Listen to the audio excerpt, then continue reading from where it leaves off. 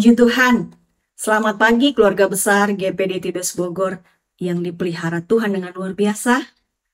Kembali kita akan merenungkan firman Tuhan, mendengarkan firman Tuhan. Dan sebelumnya kita mohon pimpinan Tuhan dengan berdoa. Kami bersyukur Tuhan, Engkau bangunkan kami pada pagi hari ini Tuhan dengan hari yang baru. Kami boleh menerima berkat Tuhan setelah Engkau siapkan ketika kami beristirahat pada malam hari. Kami mau raih berkat itu Tuhan, khususnya berkat rohani yang terlebih dahulu akan kami santap Tuhan. Makanan rohani dari sorga yang akan kami nikmati Tuhan. Mari urapi hamba-Mu, urapi kami semua. Kami boleh mengerti firman-Mu pada pagi hari ini Tuhan. Roh Kudus, mari Engkau berkarya, menerangi mata hati kami Tuhan. Terima kasih kami sambut firman-Mu dalam nama Yesus. Haleluya. Amin. Puji Tuhan saudara.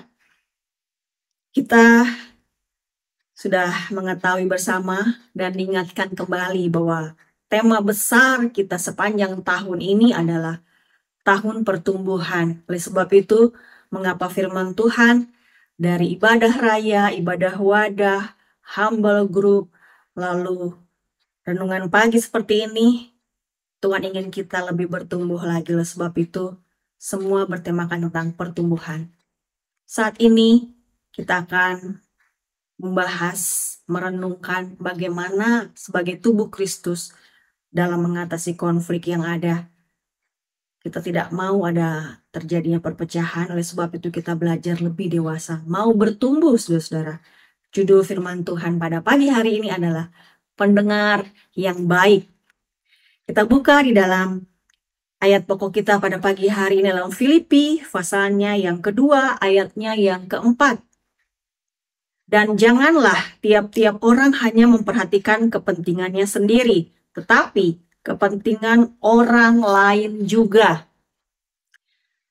Kalau kita mau belajar bertumbuh dan Tuhan ingin kita lebih dewasa, Tuhan mau kita lebih memperhatikan orang lain. Bukan berarti kita tidak memperhatikan diri kita sendiri juga, tapi kita juga harus memperhatikan orang lain, karena mereka juga adalah bagian tubuh Kristus. Kita, bagian tubuh Kristus, belajar saling mengasihi, saudara-saudara. Dan saat ini, jika firman Tuhan saat ini mengajarkan kita, jika kita menghadapi suatu konflik, saudara-saudara, untuk memulihkan hubungan atau persekutuan yang retak, kita diajar untuk mempraktikkan kasih itu, saudara-saudara. Bagaimana, saudara-saudara? Ketika kita belajar tentang kasih, bahkan Paskah kita dengan temanya bertumbuh dalam kasih, apakah kita mau mempraktikkan itu? Firman Tuhan, kita belajar untuk mengatasi konflik yang ada dengan memperbaikinya hubungan kita. Ketika kita dengan orang lain ada terjadi beda pendapat, ada perselisihan, tidak lepas kami hamba-hamba Tuhan juga, kami belajar saudara-saudara. Kita ini hidup saling belajar saudara-saudara belajar yang namanya memperhatikan orang lain dengan menyelesaikan konflik itu. Kita belajar mengasihi, menjadi pendengar yang baik saudara-saudara. Bagaimana caranya saudara-saudara? Belajarlah untuk lebih dahulu mengasihi, lebih dahulu minta maaf, bertemu. Kalaupun orang itu belum mau bertemu dengan kita cari kesempatan. Kita boleh minta bantuan sahabat kita yang lain yang bijaksana, yang tidak mengkompori kita, yang komporin kita istilahnya saudara-saudara Tapi kita mau saudara-saudara. Kita mau untuk belajar menyelesaikan konflik, bukan lari dari masalah tersebut, tapi Tuhan ingin ada terjadinya kedamaian saudara-saudara. Kita mau minta maaf kepada orang itu. Biarkan orang itu menceritakan yang menjadi keluh kesahnya, apa yang menjadi sudut pandang dia. Saudara, kita tuh punya sudut pandang berbeda karena kita lahir dari keluarga yang berbeda, budaya yang berbeda, lingkungan yang berbeda. Tentunya dengan point of view kita yang berbeda, kita harus menyamakan dengan firman Tuhan. Bagaimana caranya? Jadilah lebih dahulu mengasihi, lebih dahulu mendengar saudara-saudara. Ketika kita berbicara, kita minta maaf kepadanya, dan biarlah orang itu bercerita, mengungkapkan isi hatinya, lalu dia sudah lega, boleh kita bicara dengan yang bijak, saudara-saudara.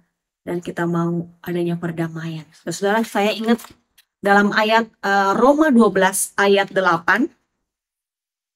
Roma 12 ayat 8 berkata, Roma 12 ayat 18, saudara, maaf ya. Ayat 18. Sedapat-dapatnya, kalau hal itu bergantung padamu, hiduplah dalam perdamaian dengan semua orang. Saudara, maksudnya apa ya, saudara? Sedapat-dapatnya jika itu tergantung kepadamu, berarti kita dituntut untuk lebih dewasa. Kalau kita bertumbuh, kita akan lebih dewasa dari hari-hari yang lalu. Kita mau melakukan perdamaian itu dengan mendengarkan orang lain, keluh kesah orang lain, dengan meminta maaf, saudara-saudara. Sehingga apa? Ada terjadi kedamaian. Kalau sedapat-dapatnya itu tergantung kepadamu, jadilah dewasa, saudara-saudara. Kalau yang lebih dahulu minta maaf, lebih dahulu membuat suatu hubungan jadi baik, itu adalah orang yang dewasa, saudara-saudara.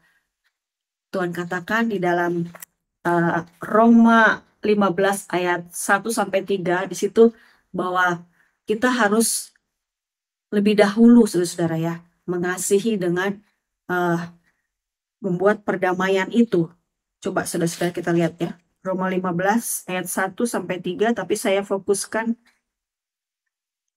ayat 2. Setiap orang di antara kita harus mencari kesenangan sesama kita demi kebaikannya untuk membangunnya. Dikatakan juga dalam pasal 15 ayat 1 dalam Roma tadi, kita yang kuat wajib menanggung kelemahan orang yang tidak kuat dan jangan kita mencari kesenangan kita sendiri. Ingat nggak lagu waktu Paskah? Yang kuat menanggung yang lemah dalam anugerahnya. Itu saudara-saudara ya. Itu kasih, saudara-saudara. Lebih dahulu mengasihi seperti Tuhan, lebih dahulu mengasihi kita harus mengasihi orang lain. Kalau ada kedamaian, tubuh Kristus akan terjalin dengan rukun, di mana ada kerukunan.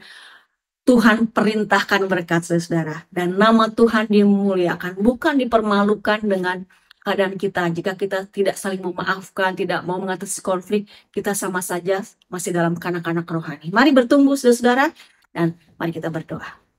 Terima kasih Tuhan buat firman-Mu yang sudah mengingatkan kami untuk kami boleh belajar mengasihi satu dengan yang lain, belajar saling memperhatikan sehingga terciptanya ada kedamaian Tuhan dalam hidup kami, dalam tubuh Kristus, dalam saudara seiman, bahkan keluarga kami, teman kami Tuhan, biar kami boleh mempermuliakan nama Tuhan dengan hidup yang saling mengasihi Tuhan. Ampuni kami Tuhan, kalau kami seringkali Tuhan tidak mau memaafkan orang lain, tidak mau menyelesaikan konflik. Tuhan, biarlah kami boleh belajar untuk lebih dewasa lagi, bertumbuh dalam Tuhan, sehingga nama-Mu dipermuliakan dalam hidup kami Tuhan. Mampukan kami Roh Kudus, Engkau pimpin kami Tuhan. Bahkan sepanjang hari ini jadikan kami pelaku firman-Mu. Jadikan kami berkat Tuhan. Bungkus kami dengan kuat kuasa-Mu Tuhan. Lindungi kami Tuhan. Terima kasih Tuhan. Inilah yang menjadi doa kami. Dan kami sudah terima firman-Mu, mengucap syukur dalam nama Yesus. Haleluya. Amin. Selamat pagi. Tuhan Yesus memberkati dan selamat beraktivitas.